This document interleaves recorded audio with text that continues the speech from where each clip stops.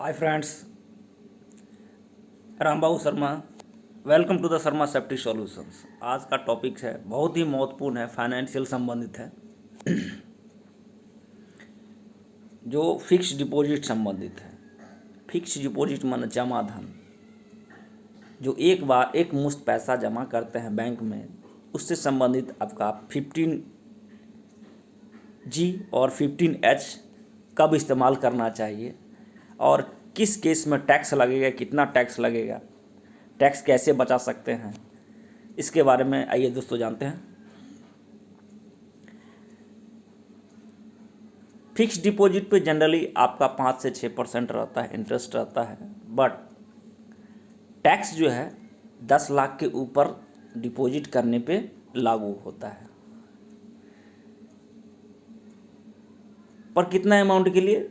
अगर आपका 40,000 से ज़्यादा कैपिटल गेंस आता है, कोई भी अमाउंट एक्स अमाउंट जमा करते हैं और उस पर 40,000 से सालाना ज़्यादा जैसे ही आएगा, जनरल पब्लिक के लिए, सीनियर सिटीजन के लिए नहीं, सीनियर सिटीजन के लिए 50,000 है, बट जनरल के लिए है 40,000 तक। अगर 40,000 से ज़्यादा कैपिटल गेंस माने इंटरेस्ट आता है तो टैक्स लग जाएगा।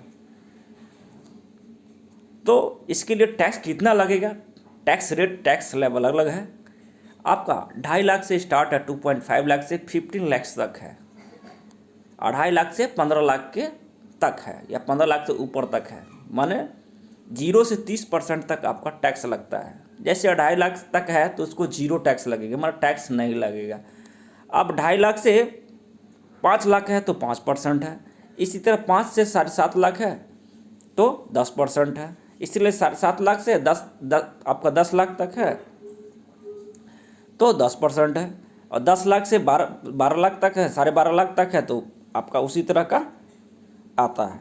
ठीक है, इस तरह करते करते 15 लाख तक है, 15 लाख में 25 लाख, 12.5 लाख से 15 लाख तक है तो 25% है, और 15 लाख से एबव आपका जैसे ही हो जाता है तो ये टैक्स 30% तक चला जाता है।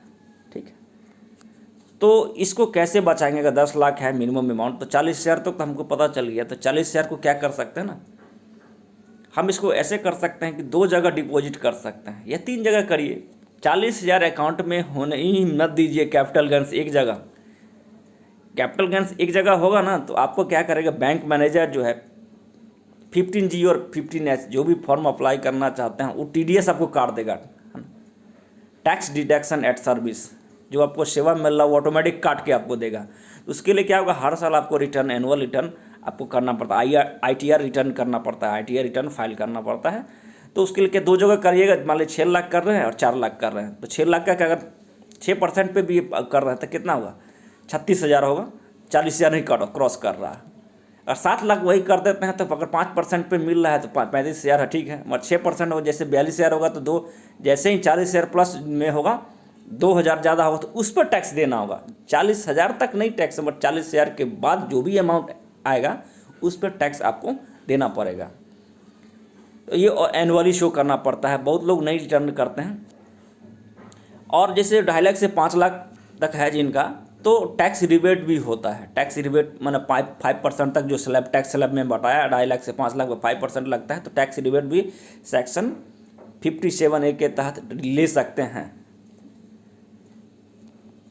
और सीनियर सिटीजन के 50,000 तक है, तो 50,000 उन लोगों को देश की सेवा में बहुत सारा दिए हैं, योगदान दिए हैं, और इतना सारा सर्विस टैक्स दिए रहते हैं, इसीलिए उन लोगों को छूट दिया जाता है उनके धन पे, क्योंकि आर्थिक स्थिति उन लोगों का थोड़ा सा कम हो जाता है, कमाने का क्षमता कम हो जाता है, क्योंकि इतना सारा लोगों को सरकार को टैक्स दे चुके हैं, इसलिए सरकार उन पर छूट दिया है।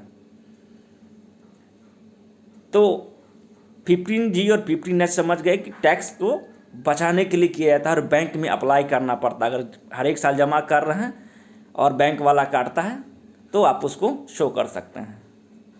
इसके ज़रिए समझाने की कोशिश कर रहा था। वैसे जनरली FD पे ज़्यादा बेनिफिट नहीं होता है, तो कोशिश करिए ऐसे एसेट में, ऐसे संपत्ति में लगाइए जहां आपका मार्केट रेट, इन्फ्लेशन रेट, महंगाई दर से आपका पैसा ज़्यादा बढ़े।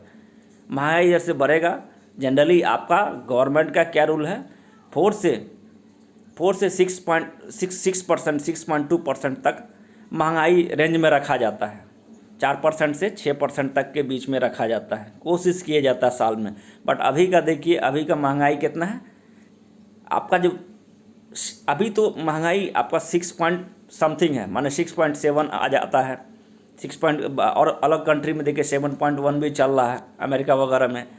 तो इसको हर एक कंट्री का कोशिश यही रहता है कि 4% से 6% के बीच में महंगाई रहेगा तो फ्लेक्सिबल इकोनॉमी चलेगा। बट ये हमेशा पॉसिबल नहीं होता, बहुत सारा केस की वजह से, जिसके वजह से ऐसा हाल होता है। तो टैक्स आपका पैसा बहुत कम बचता है और बहुत कम प्रॉफिट होता है। तो कोशिश करिए उसमें इन्वेस्टमेंट करने के लिए जहाँ पे आपको सबसे ज़्यादा बेनिफिट हो और रिस्क कम हो।